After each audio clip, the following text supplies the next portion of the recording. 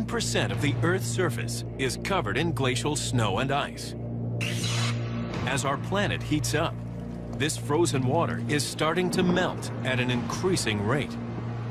This could have a catastrophic effect on sea levels across the world. Coastal cities like New York could sink several feet beneath the ocean. But just how and when could this disaster movie scenario become reality?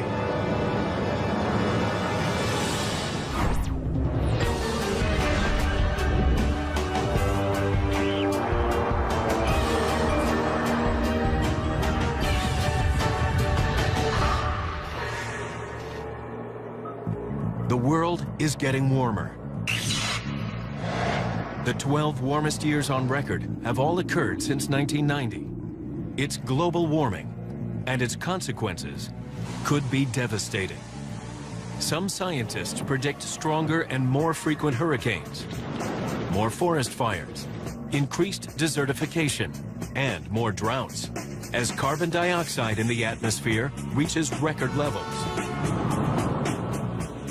One consequence is already happening: glacier meltdown. The latest data suggests that it's happening even faster than we ever imagined. Already, it's changing the world that our children will grow up in, a world that we help to create.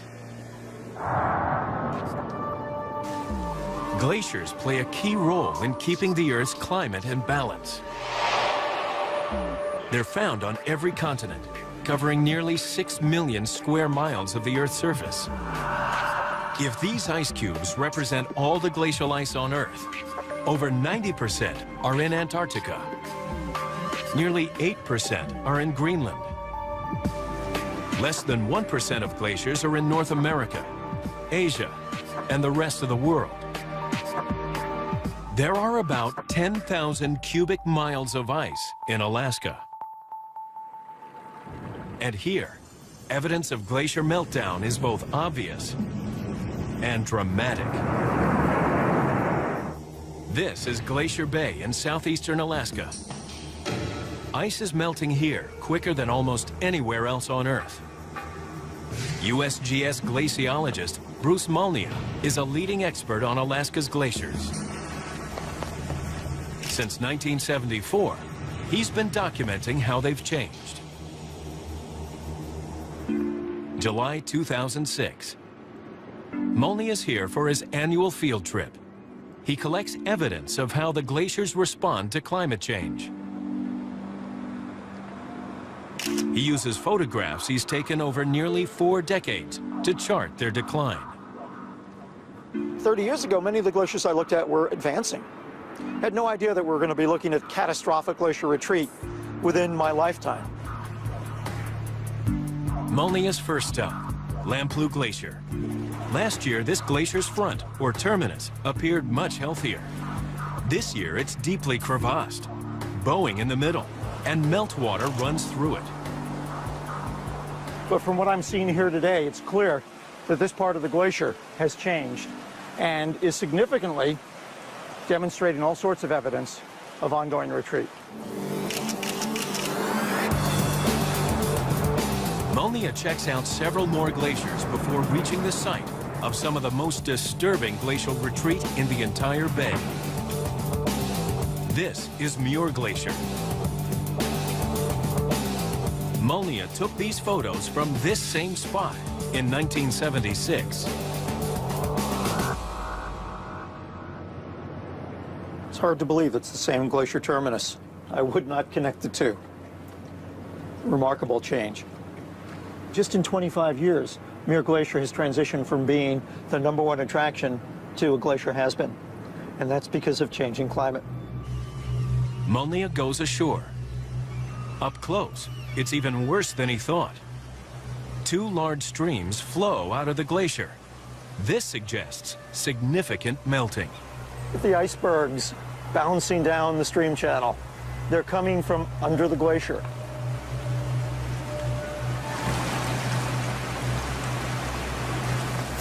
This is phenomenal. but it means that Muir Glacier is rapidly disappearing. In fact, we're watching Muir Glacier flow into the ocean. And it's kind of sad to stand here and watch an old friend just disappear. Molnia's meticulous gathering of data leads him to a stark conclusion. His research and that of his colleagues means he can now report almost all of Alaska's large valley glaciers are thinning and in retreat. It's the greatest rate of retreat documented anywhere on Earth.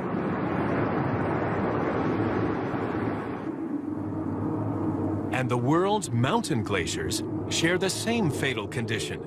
More than 98% are also in retreat. Scientists calculate total mountain glacier meltdown would raise global sea levels by about 1 foot. And much of this could happen within the next 100 years. To find out how glaciers are vanishing, we start with how they form. A glacier begins with many years of snowfall. The snow crystallizes, turning to ice under the pressure of its own weight, and a glacier is born.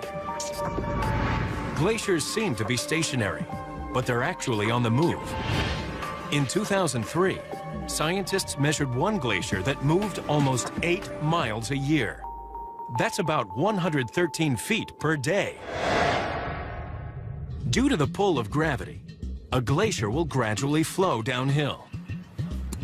Molnia uses a substance made from glue, water, and laundry detergent to demonstrate this. He adds mud to show how glaciers carry debris down a mountain. Glaciers behave very much like rivers. Individual glaciers move at different speeds based on their gradients, just like rivers do. In fact, they're called rivers of ice. And their speed impacts the rate at which ice is delivered into the ocean as icebergs. A glacier is like a bank account. If the amount of snow that falls on a glacier is more than the amount that melts, it builds up credit and grows. This is a healthy glacier. But when the snowfall is less than the amount that melts, the glacier goes into deficit and retreats. This is an unhealthy glacier. The melting that scientists are observing on Earth today is the most significant in 12,000 years. But why are so many of the Earth's glaciers unhealthy? It has to do with temperature. Over the last century, the global temperature has risen by an average of 1.8 degrees Fahrenheit. But this isn't a uniform temperature hike across the entire planet. Global warming isn't as straightforward as it sounds. Across the globe, heat circulates from the equator to the poles through ocean currents and atmospheric fronts. Imagine trying to heat a cold living room. First, light the fire. Then, wait for the heat to warm the air. But the temperature is different throughout the room. Warm air rises, so the ceiling is warmer than the floor. And corners may warm more slowly, because the heated air doesn't circulate to them as easily. Also, it's easier to heat a cold place than a warm one. Adding heat to a cold area will soon increase the temperature. But the hotter a place is, the more energy it loses. So it's actually more difficult to increase the temperature. And there's another element at play. Land warms faster than water.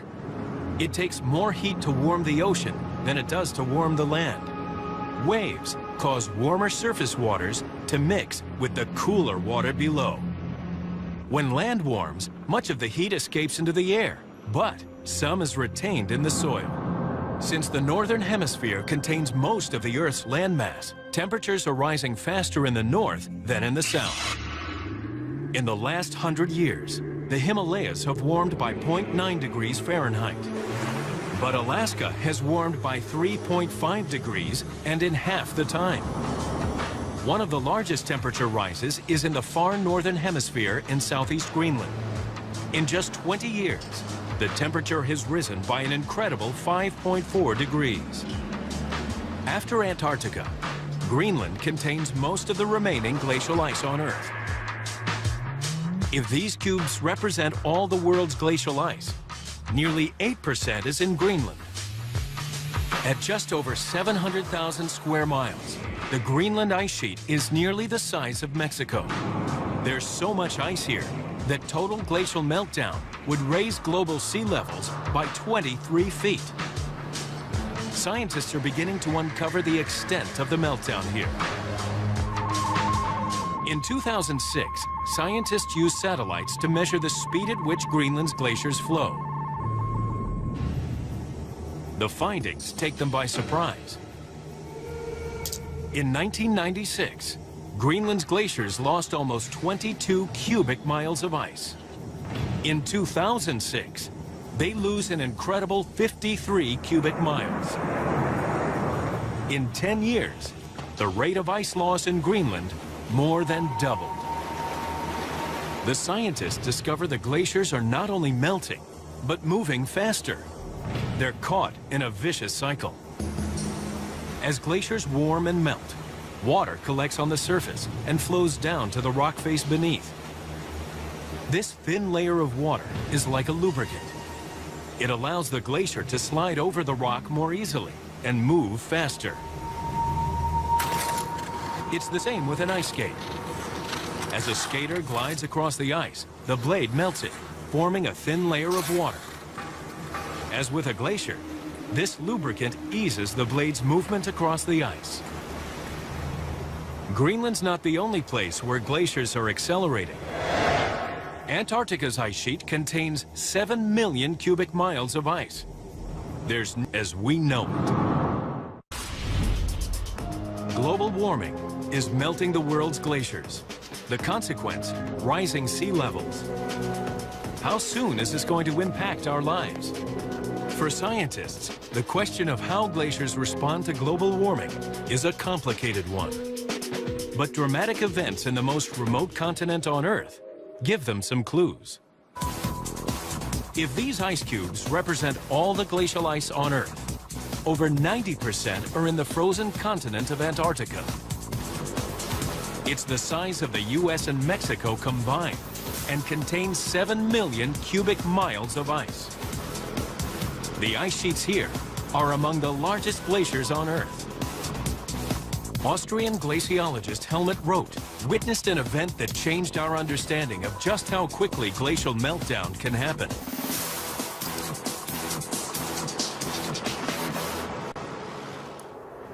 In 1994, Roth led a team studying an ice shelf on the Antarctic Peninsula. This region has seen a temperature rise of 4.5 degrees Fahrenheit in the last 50 years.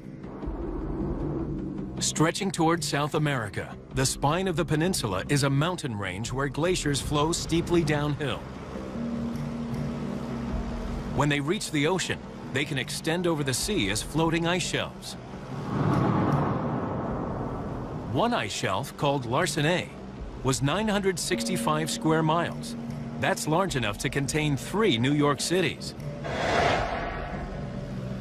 In the early 1990s, Larsenet was perfectly flat. But in 1994, Roth was alarmed to find rifts, fractures, and deep crevasses crisscrossing the ice. This wedge we happened to meet somewhere on the flat part of the ice shelf. It's 50 feet high. He had no idea that the entire ice shelf was about to collapse.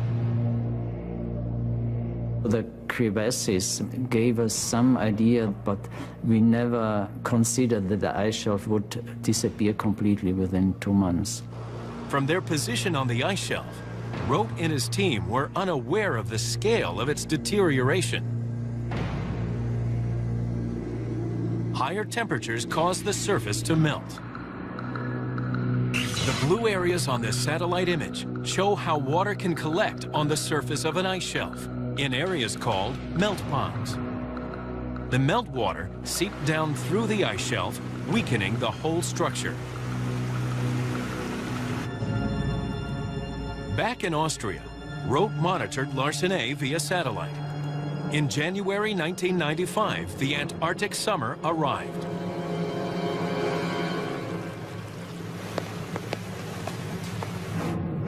Roth watched as the ice shelf broke up into thousands of small icebergs.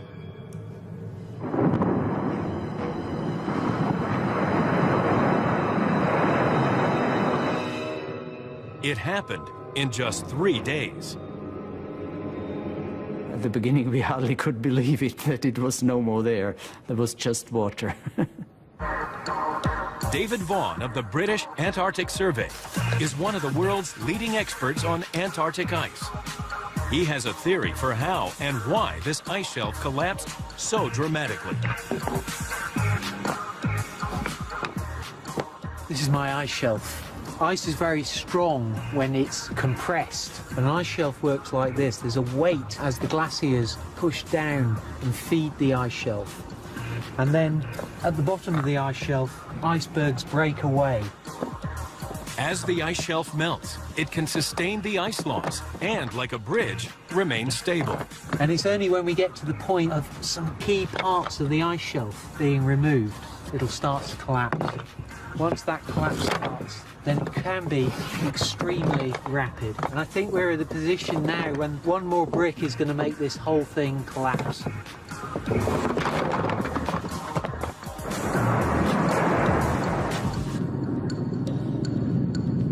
New research directly attributes the collapse of Larsen A to carbon dioxide emissions and global warming.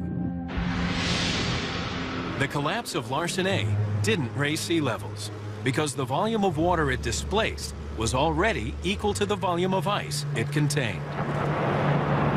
But within a decade, the collapse of a neighboring ice shelf would trigger a domino effect and raise sea levels. Larsen A has a super-sized sibling.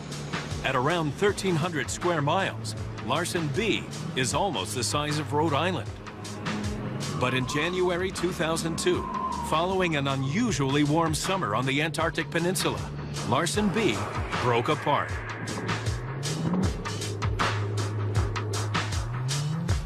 David Vaughan watched it self-destruct. Satellites captured the drama over a 5-week period as 720 billion tons of ice collapsed into the ocean. Like Larsen A, the breakup of B didn't directly raise global sea levels. But the experts did discover an unexpected consequence. We learned a lot from Larsen A, but we learned so much more from Larsen B. The reason because the satellite images and the satellite data were so much better. The floating ice shelves were actually buttressing the peninsula's glaciers. Without them, the glaciers moved more quickly toward the sea, where they melted. The acceleration was dramatic. Some glaciers were moving up to 8 times faster than they did before the collapse of Larsen B. Unlike the floating ice shelves, when these glaciers reach the sea, their meltdown does add to sea level. We could see a rise of 10 inches if all the peninsula's glaciers were to melt. But what's got scientists really worried is what's happening in the West. If the Antarctic Peninsula is a starter, then West Antarctica is the main course. It is a much, much more substantial ice sheet. The West Antarctic ice sheet is 630,000 square miles of grounded ice, up to 2 miles thick. Glacier acceleration here could have a catastrophic effect. Total meltdown would raise global sea levels by 16 feet. Unlike the peninsula, the West Antarctic ice sheet stretches out into the ocean and is grounded on the seabed. For the moment, 2 ice shelves, the size of Texas and Arizona, are buttressing the massive ice sheet, keeping it from accelerating toward the ocean waters. Experts are concerned that the ice sheet is reaching the ocean more quickly than it used to. Understanding why glaciers accelerate is key to understanding and predicting when meltdown could occur. The West looks like one solid block of ice, but radar surveys tell a different story. Ice actually moves toward the sea through a series of channels called ice streams. Some are as much as 300 miles long and 60 miles wide. Like currents within a river, ice in these streams moves up to 100 times faster than the rest of the ice sheet. A broad, fast ice stream means more ice reaches the ocean, and that means meltdown. Scientists used satellite surveys to measure the speed of the West's ice streams. But research mainly centered around the large ice shelves. Then, in 2003, a bombshell. None of us were looking at the other third of the West Antarctic ice sheet that went out into the Amundsen Sea. Then we got satellite data, and the satellite data told us that we'd been looking in the wrong places. This is Pine Island Glacier. It's 124 miles long and over 18 miles wide. It's the fastest moving glacier in Antarctica. The streaking on this satellite image shows its flow into the sea. In 2003, scientists report that its flow of nearly 10,000 feet a year has increased. In less than 2 decades, it's increased by 22%. Then, in 2006, another startling discovery. Pine Island Glacier's acceleration is up 30%. Scientists don't know if all these dramatic increases in flow will continue. But 10% of the West Antarctic ice sheet reaches the sea via Pine Island Glacier. Acceleration here could have far-reaching consequences on the entire ice sheet and on sea level. Total meltdown would add 16 feet to the world's oceans. Vaughan is especially troubled by this latest data. There is no piece of information that allows me to cast this idea aside that the West Antarctic ice sheet is vulnerable to climate change, and that over the next few centuries we might get really dramatic rates of sea level rise. Some scientists have started to look in unusual places for clues that will help them better understand what the future holds. The question is, when will this meltdown start to really impact our lives? They think the answer may lie deep within the ice sheets of Greenland and Antarctica, and the past may hold the key to the future. Sunday, 3 pieces of evidence challenge what we know about 2 revered biblical leaders, King David and King Solomon. A shard of pottery, an underground tunnel, and ruins of an illustrious temple. Over 5 million cubic miles of fresh water is locked inside glacier ice. If all that ice melted, global sea levels would rise by over 250 feet. What would that mean for the third of the world's population who live near a coast? This is Manhattan's famous Flatiron Building. It has 21 floors and stands 285 feet tall. If just the mountain glaciers melt, sea level will rise by about a foot. Using the Flatiron as a large-scale measuring stick, this is what it could look like. If the meltdown continues, Greenland would add 23 feet, and the West Antarctic ice sheet 16 feet. This could flood 3 floors of the Flatiron Building. Scientists know how much water to expect, but knowing when to expect it is a different story. For that, they have to look back in time. They do this by studying ice cores. Huge cores are drilled in the ice sheets of Antarctica and Greenland, some nearly 2 miles long. Ice cores have given scientists incredible snapshots of what the climate was like in the past decade. One collection of cores is stored here at the National Ice Core Laboratory near Denver, Colorado. Glaciologist Richard Alley of Penn State University searches for clues in the ice. He and his team analyze cores from West Antarctica. We're the historians of the climate, and we really believe that by knowing what happened in the past, it will help us to know what will be coming in the future and how to get along with it. You got it, it's right there.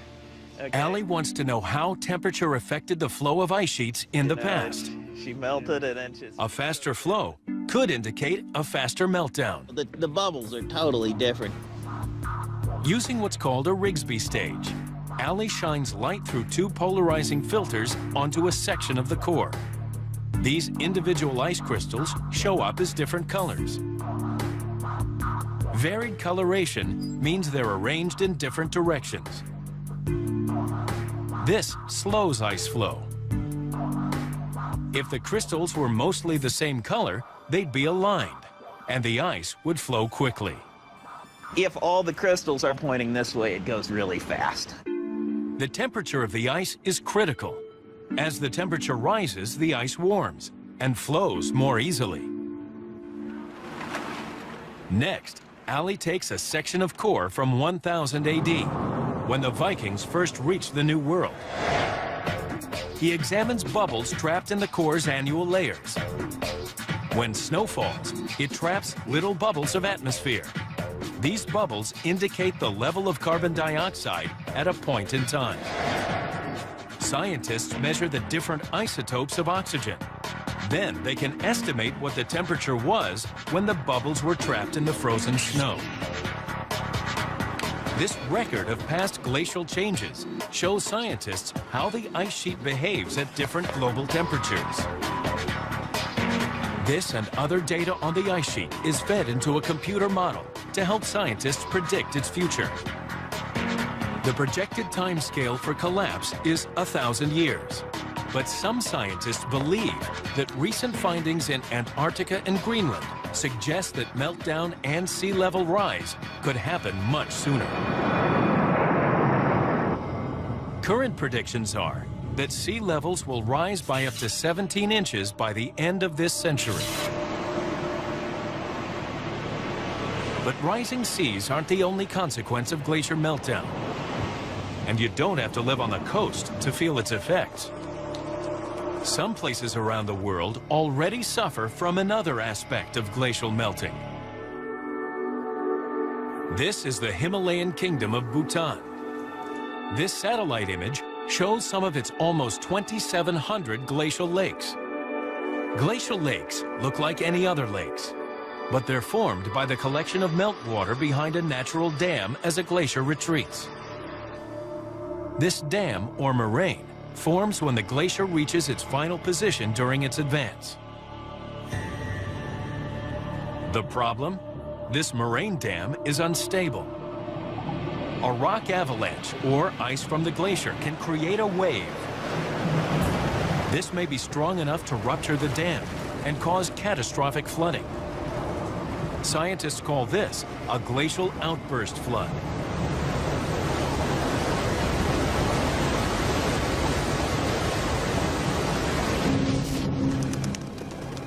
It's October 7th, 1994, in the village of Punakha. Lugyasho Glacial Lake suddenly burst through its dam.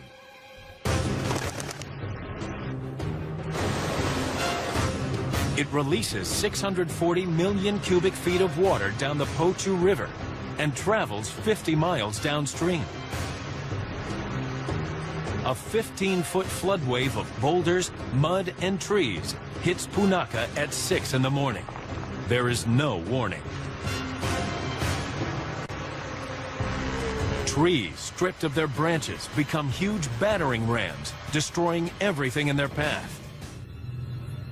The flood destroys much of the village and takes 21 lives. In the Himalayas, these glacial outburst floods appear to be on the rise. One flood was reported every 10 years from the 1940s to the 1960s. By the 1990s, reports showed one every 3 years. Scientists now predict that by 2010, there will be one of these devastating events in the Himalayas every year. Bhutan is one example of how glacier meltdown is affecting communities today. In Venice, Italy, the effects of a rise in sea level have already taken their toll. What this city faces is a chilling look at what life might be like by 2050. Flooding on a disastrous scale. Evacuation of the city would be a nightmare, with millions attempting to flee.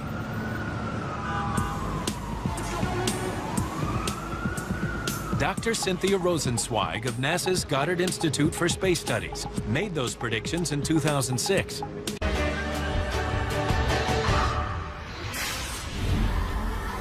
These are today's children. What's the world going to look like when they hit 50? Latest predictions suggest sea level will be up to 17 inches higher by the end of this century. Venice, Italy. It's a striking case study of the impact sea level rise can have on a city and its people. Venice is built on a series of small islands within a lagoon on Italy's northern Adriatic coast. Geostatistician Laura Carbonine charts the history and timescale of the rising seas here. The 20th century rise is well documented, but to go further back to 300 years ago, Carbonine uses a unique historical source. These 18th century paintings were created using a camera obscura. As accurate as modern photographs, they show that 300 years later, steps and other features are now underwater. They are quite completely destroyed. And in only 3 centuries, which is not a very long period, but the impact is really dramatic. Venice is already living with 9 inches of unwanted water. Half from sea level rise, the other half from natural subsidence. And that's not all. This is St. Mark's Square. It's the lowest point of the city, almost 25 inches above the sea. About 7 times a year, a 3-foot tide can put the whole square underwater. The flooding makes life difficult here. Over 85,000 people abandoned the city in the last 100 years. But many Venetians are determined to stay. They still have a good alliance with the water. They still consider water as an essential element of their life. They're abandoning the ground floors of their houses and raising the city's sidewalks. In summer 2006, the pavement beside St. Mark's Square was raised 8 inches.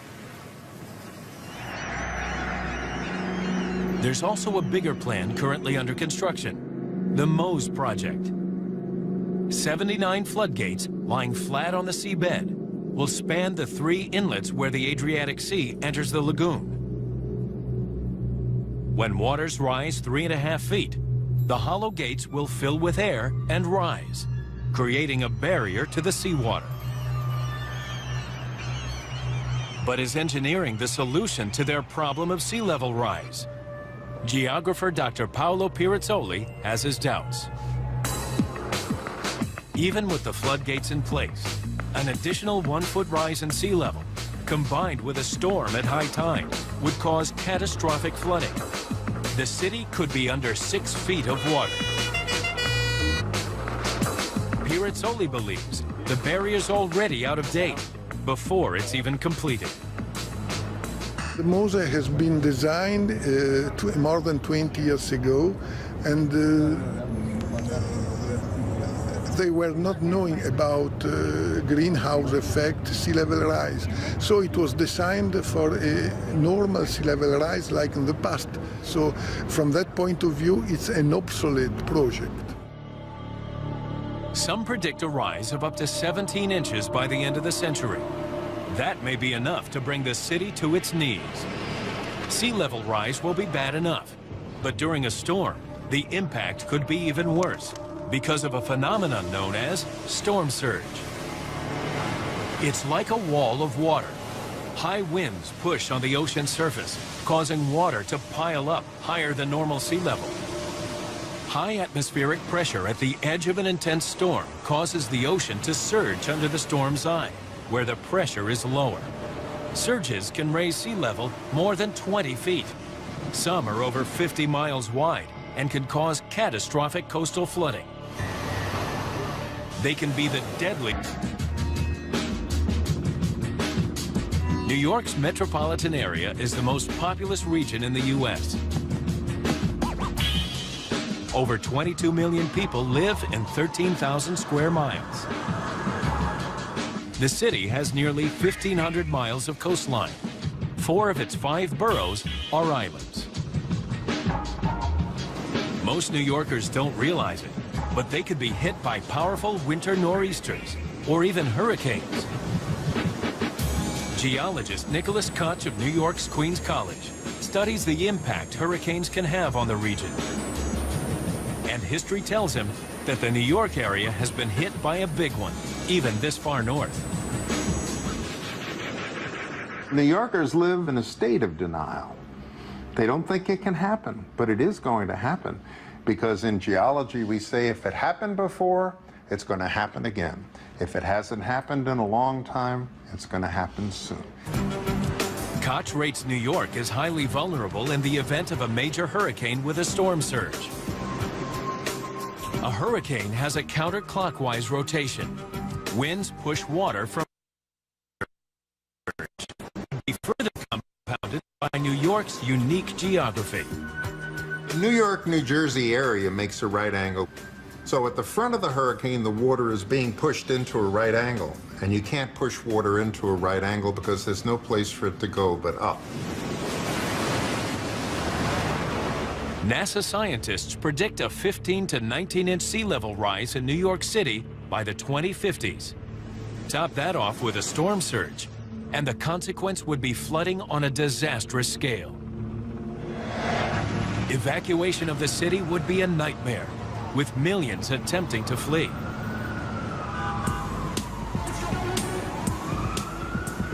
Dr. Cynthia Rosenzweig of NASA's Goddard Institute for Space Studies made those predictions in 2006. She assesses the key areas most at risk. Okay, Jose, let's go. Rosenzweig heads to Lower Manhattan, home of the country's financial center. Her first stop, Ground Zero. Okay, let's get out and take a look.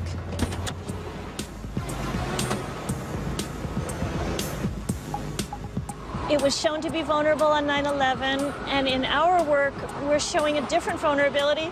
And this is actually the best view here. The ground level is 10 feet below sea level. The construction goes feet, meters way below. Storm surge has flooded this whole area in the past. In 1821, a Category 4 hurricane created a surge 13 feet high. Next stop, the Brooklyn Battery Tunnel. These tunnels have flooded in the past with major storms. These are commuting arteries. There will be tremendous disruption of people's daily lives if we have more flooding in these tunnels. And it's not just drivers who are at risk. Nearly 6 million riders a day use New York public transportation. The nor'easter of 1992 showed just what can happen to the subways when a storm and high tide combine.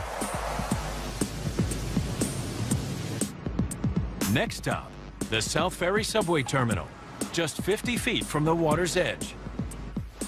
So we have flooding into the building, but we even have flooding right here below my feet, because these are the air vents. The water comes flowing in, the water flows straight down into the subway. Final stop, Wall Street. Here we are, right next to the water, tremendously vulnerable to having sea level rise storm surge swoosh up to our financial district. Our gross regional product, our economic value, is on the order of $1 trillion a year. And here we are, open to the sea. Experts are trying to determine when rising seas will begin to make all this a reality. But there are X factors in the global warming equation. Dangerous unknowns that make it difficult to predict just how close we are to total meltdown. This wild Saturday, Masters of Strategy.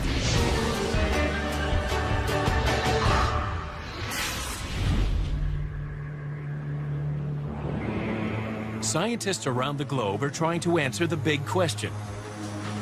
How soon will our lives be affected by the melting of glaciers?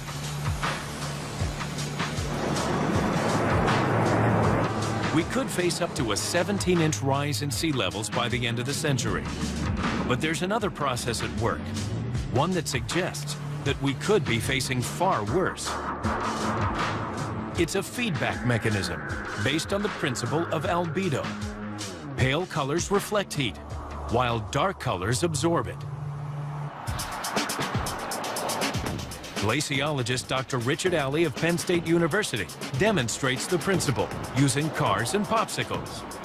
A beautiful sunny afternoon in Denver. Mosty toasty, and we got the popsicles, and we're gonna see what happens. The white car represents the ice-covered land. It reflects sunlight and therefore has a high albedo. The black car is land or ocean. It's dark, so it absorbs the sun's energy and heats up faster. It has a low albedo. The popsicles represent the melting glaciers. In my pocket, I have the pocket watch of all time, and we're gonna see how long does it take to melt a popsicle on a car. Here we are just past a minute, and the drip is just going crazy off of the black car and just a little bit running off the white car. Whoa! And we're just about gone on the black one already. It's still a little bit of popsicle left.